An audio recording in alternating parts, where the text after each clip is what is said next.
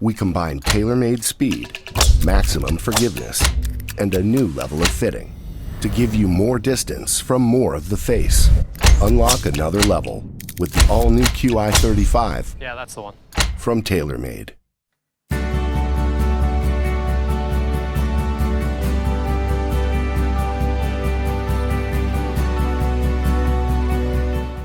Derrick, thanks for joining us inside the ropes. It is fantastic. It's October here at Pine Ridge, but it's also the end.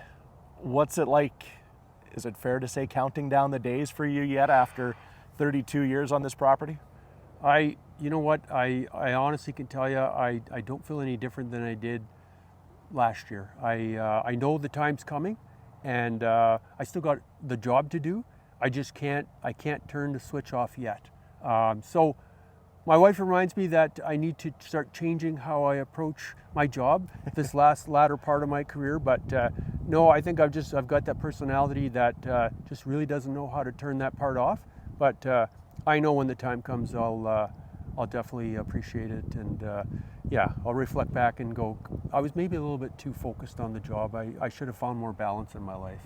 You might be the most popular guy on property right now. I spent a half an hour with you before we came out here onto the golf course, and everybody's coming up to talk to you. What's it been like since you finally made the decision, and then obviously all the members out here at Pine Ridge Golf Club found out? Yeah, you know what, at times when you do get approached by members and they're coming up, you do feel that little bit of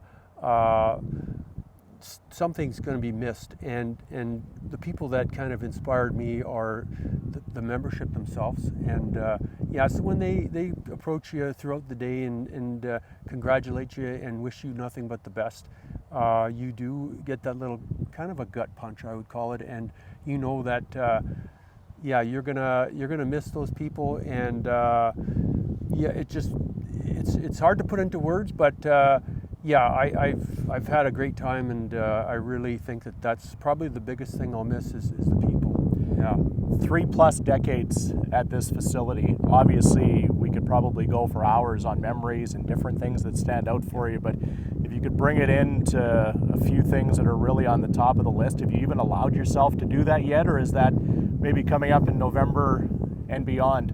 You know what, when I look back at what I've accomplished here and what the club's been presented over the years, and you know, things like you know, the Canadian Tour events that we've held, I've always had fond memories of the first one and the last one, and the membership, how they approached it and supported it, and unbelievable volunteers. And yeah, I'm always going to cherish those times and reflect back, that being probably my most memorable and favorite time at the golf course. What got you into it? Like, we look at kind of the end of your professional career, but you've obviously got a lot of time to enjoy on the farm now, to spend a little bit more time outside of this facility itself. But back to when you decided, okay, this golf thing is a career I want to get into, how did it start? You know, so I did start in the curling business at my young age of 16 maybe. And a lot of guys that worked in the curling business moved into the golf course in the summertime. And that's what I ended up doing at a young age. Met a guy, Vic Peters, Superintendent Rossmere, and he kind of showed me the way. He showed me the ropes. He mentored me into this business. I started out as his mechanic, moved my way up the ropes, educated myself through golf university, and just kept going up the ladder. Vic decided one day he was leaving, and they interviewed me for the job. I became the superintendent at Rossmere. Stuck around there for a couple of years. A few members who are in the curling business, curling at Rossmere, pestered me to come to Pine Ridge. It's a golf course that's, you know, amazing, and you got to see it. So that kind of pushed me in the direction of how I got here, and yeah, that's how it all started for me. And yeah, no regrets. Everything's been unbelievable. Time's been flying by, and yeah, we're here today talking about my retirement 32 years later. It's crazy. How about the evolution, not only of this property, but the sport of golf, the superintendent's world, yeah. How everything has just, you know, continued to grow and obviously get better and better. Yeah, you know what? This golf course has, definitely a challenging championship-style golf course. But technology, the guys are hitting the ball a lot farther. Yeah. So the defense for this course probably a little bit comes from the superintendent. He knows where he can thicken the grass, speed up the greens, create some different bunkering, possibly go a little deeper. So create the challenges, throughout the golf course to provide a little more, tougher conditions for the better players. And Pine Ridge pretty much has always had fast greens, which were not very big and very guarded, well guarded with bunkers. And I do my part to keep the challenge going. And some of the senior people are not fond of it because it's a little bit too much. But the younger, better players, I think they appreciate it probably more so. How many times over 32 years just over there has somebody said, "Can you please fix the 9th hole?" Yeah. Well, number 9, definitely one of the toughest probably throughout Canada. Absolutely. Par 3. It's a fun challenge though, isn't it? Like every time I think of it from a fun standpoint of going out to play, is like, okay, I know it's coming. And then when you get there, it's like, okay, just let me get through here and you're okay. You know what? It's definitely one of the challenging golf holes on the golf course.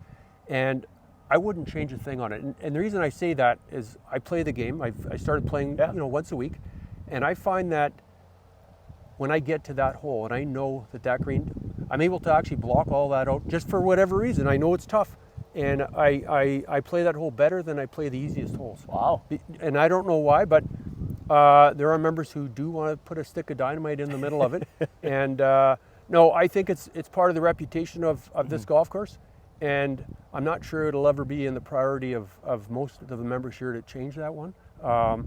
They might shorten up the teeing distance for that hole in particular, but no, I can't see over time, unless something catastrophic happened to it, it's here to stay. So do you have a secret as to how you play the hole then? Like, give everybody else out here a little bit of inside knowledge. You know what, I wish I did. I really think that golf being the mental game that it is, it's like, who cares? It's number 9. It's the toughest hole here.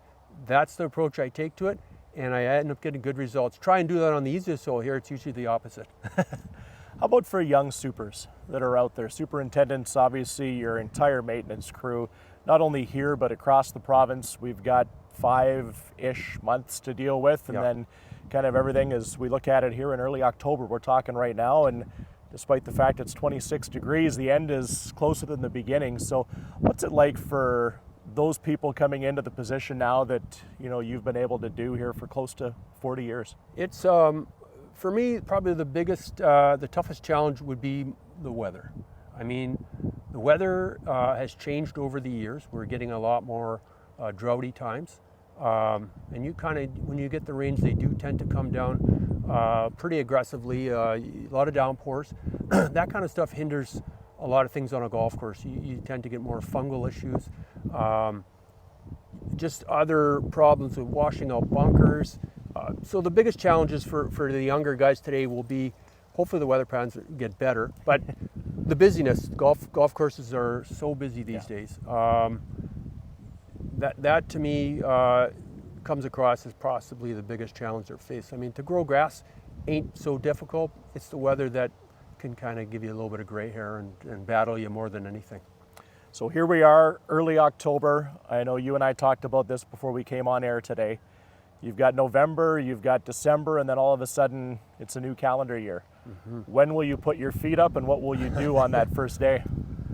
You know what, I still, today we still got a good month plus to go, and I don't know when that time or that day is going to happen, or when it's, who knows. I'm assuming that come January, that will be the time where I might be able to take some of the weights off the shoulder and take a good deep breath and realize that, I'm not probably having to get up come spring at 4 a.m. and be here to take care of the wonderful golf course that this is. So maybe that happens for me in sometime in the new year, but for now, I still got a job to do. The 4 a.m. wake-up call will not be missed. So I could tell you that for the past couple of years, that 4 a.m. continues throughout winter. When you do it for so long, right. You're programmed. So that program is hard to delete or remove from the hardware. So yeah, that's my goal, is to figure out a way to get rid of that program, learn how to sleep like other regular people who sleep till 6, 7 in the morning, and yeah, then hopefully that's how it all works out. Who knows? Derrick, congratulations on a wonderful career. Thanks for doing this today. Thank you very much. All right. Appreciate it.